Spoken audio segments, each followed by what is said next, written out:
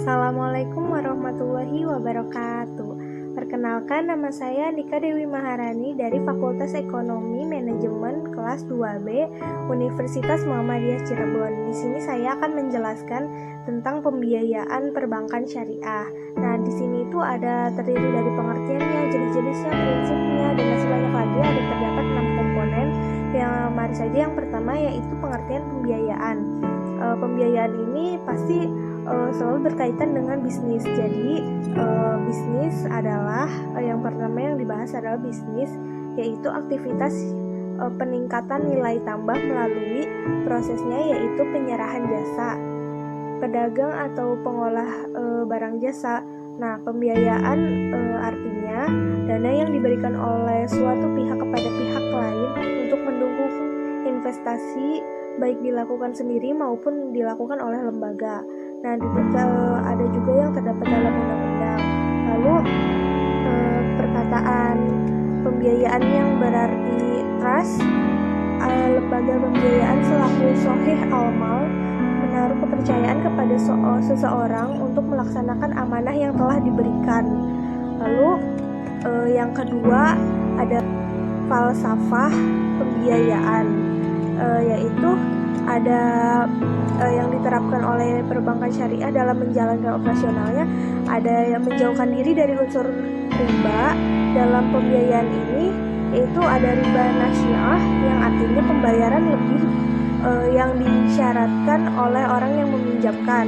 Nah, yang kedua menerapkan sistem bagi hasil dalam perdagangannya, yaitu setiap transaksi kelembagaan syariah harus dilandasi atau dasar sistem bagi hasil, dan perdagangan atau transaksinya didasari oleh adanya pertukaran uang dengan barang. Akibatnya pada kegiatan muamalah ini tuh kalau berlaku prinsip ada barang jasa uang dengan barang, sehingga akan mendorong produksi barang jasa, mendorong kelancaran arus barang jasa dapat dihindari karena adanya penyalahgunaan kredit, spekulasi, dan inflasi. Lalu yang ketiga yaitu ada prinsip-prinsip pembiayaan. Dalam bisnis pembiayaan ada 3 prinsip yang bisa dilakukan bank syariah, yaitu yang pertama ada prinsip bagi hasil. Nah, di dalam prinsip bagi hasil ini terdapat dibagi menjadi 2 lagi, yaitu ada revenue sharing dan profit sharing. Bagi hasil ini terdapat dalam produk ada mudarobah, ada musyarakah, sama muzaroah. Nah, yang kedua ada prinsip jual beli. Prinsip ini dilaksanakan karena adanya perpindahan kepemilikan barang atau benda. Prinsip ini terdapat dalam produk seperti bai al-murabahah, bai al-muqayyadah, bai al-mutlaqah, bai as-salam, bai al-istisna. Nah, yang ketiga ada prinsip sewa menyewa. Prinsip ini terdiri atas 2 jenis akad, yaitu akad ijrah dan akad ijrah muntabihabi at-tamalik. Nah, ada yang keempat yaitu jenis-jenis pembiayaan. Jenis pembiayaan itu dikelompokkan lagi, terdiri dari yang pertama pembiayaan menurut tujuannya. Di dalam pembiayaan menurut tujuannya itu dibagi lagi. Yang A, pembiayaan modal kerja, yaitu pembiayaan yang dimaksudkan untuk mendapat modal dalam rangka pengembangan usaha. Nah, yang B, pembiayaan investasi, yaitu pembiayaan yang dimaksudkan untuk melakukan investasi. Nah, lalu yang kedua ada pembiayaan menurut jangka waktu. Pembiayaan menurut jangka waktu dibedakan lagi di dalamnya. Ada yang A, pembiayaan jangka waktu pendek, pembiayaan jangka waktu menengah, dan pembiayaan jangka waktu panjang. Lalu pembiayaan dalam bank syariah juga diwujudkan dalam bentuk pembiayaan aktiva produksi dan aktiva tidak produksi. Nah, lalu yang kelima ada analisis kelayakan biaya. Secara umum analisis kelayakan pembiayaan tersebut terdiri dari beberapa bagian lagi, dibagi lagi. Yaitu yang pertama ada pendekatan analisis pembiayaan. Ada beberapa pendekatan analisis pembiayaan yang dapat diterapkan oleh para bank syariah dalam kaitannya dengan pembiayaan yang akan dilakukan, yaitu pendekatan jaminan, pendekatan karakter, pendekatan kemampuan pelunasan, pendekatan dengan studi kelayakan, pendekatan fungsi-fungsi bank. Lalu yang pembagian yang kedua ada penerapan bisnis analisis pembiayaan. Penerapan analisis pembiayaan didasarkan pada rumus 5C, yaitu ada karakter, kapitas atau kapitasi, ada kapital, kolateral, kondisi, lalu kadang ditambah juga dengan satu C lagi, yaitu constraint. Nah, yang ketiga ada penerapan prosedur analisis pembiayaan.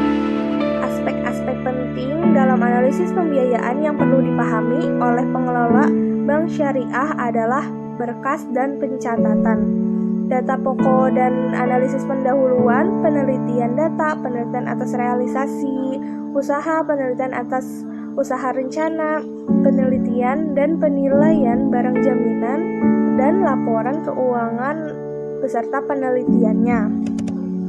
Nah, yang terakhir di dalam analisis itu penentuan kebijakan pembiayaan bank syariah dibagi lagi, terdiri dari kebijakan umum pembiayaan bank syariah, terus ada pengambilan keputusan pembiayaan, lalu poin yang terakhir atau yang keenam yaitu ada pengawasan dan penanganan pembiayaan yang bermasalah.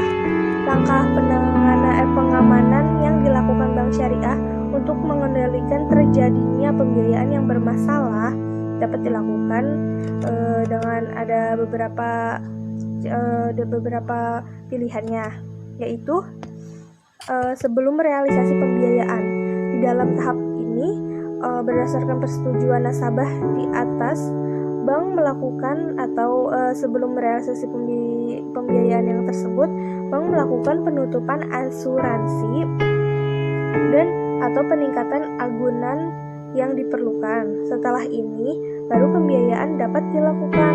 Terus yang kedua ada setelah realisasi pembiayaan bagi bank, pencairan pembiayaan barulah akhir episode permohonan yang selanjutnya merupakan awal pemeliharaan dan pemantauan pembiayaan. Lalu resiko yang terjadi dari peminjaman adalah peminjam yang tertunda atau ketidakmampuan peminjam untuk membayar kewajiban yang telah dibebankan. Untuk mengantisipasi masalah tersebut, maka bank syariah mampu menganalisis penyebab-penyebab permasalahan tersebut. Ada beberapa langkah yang bisa dilakukan bank syariah untuk mengatasinya, yaitu yang pertama bisa ada analisis sebab kemacetan, yaitu terdapat faktor di dalam internal maupun di eksternalnya. Lalu yang kedua menggali potensi peminjam. Terus yang ketiga melakukan perbaikan akad. Yang keempat ada memberikan pinjaman ulang, mungkin dalam bentuk pembiayaan qard al-hasan, murabahah atau mudarobah. Yang kelima ada penundaan pembayaran. Yang keenam memperkecil angsuran dengan memperpanjang waktu atau akad dan margin baru atau resemuli. Nah, yang ketujuh memperkecil margin untuk keuntungan atau bagi hasil. Nah, cukup sekian video yang saya jabarkan, semoga bermanfaat. Wabillahi taufiq wal hidayah.